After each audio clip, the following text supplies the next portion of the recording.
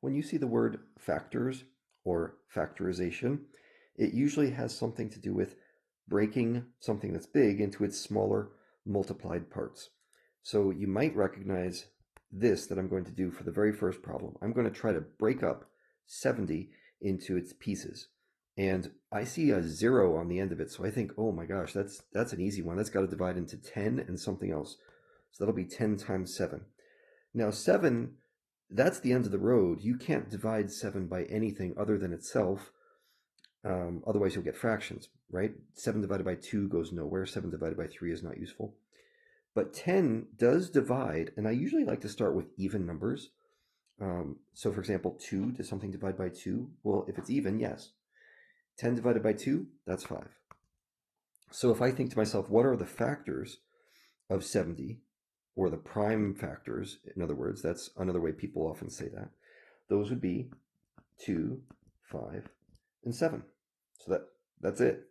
Now for the next one, this is a little bit more complicated down here in this example. So let's go over that one. And it says, which numbers share common factors with the number 75? So I probably need to figure out what the factors of 75 are before we go anywhere else with this. So 75 doesn't divide by 2. It's not even. And I notice that it has a 5 at the end of it. So I know if it has the 5 at the end of it, it must divide by 5. Punch that into your calculator, and you'll get 5 times 15 makes 75. And now 15 is a lot smaller. I like that a lot better. It divides by 5 again. I can see that 5 at the end of it. And you should probably know that 15 divided by 5 is 3. So now we have the prime factorization of 75. And here are my factors. My factors are 5, 5, and 3. Now, which of these things over here on the left share one of those factors?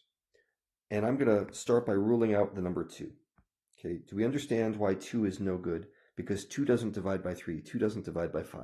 And you can say the same about 4 and 8, right? Those are not going to work. And maybe I will just put a small line through these so you can still see them after I cross them out. 5, though, 5 does share a common factor because you can say 5 divided by 5, no problem. What about something like 28? Well, now we're getting into a little bit of a harder case because I have to break up 28 in its own little factor tree and say, okay, well, that's just 4 and 7. And 4, what about that? Well, that's just 2 and 2. So my factors of 28 are 2, 2, and 7, and it doesn't have anything in common with the factors of 75. So you go through that process until you find every number in this list which shares common factors.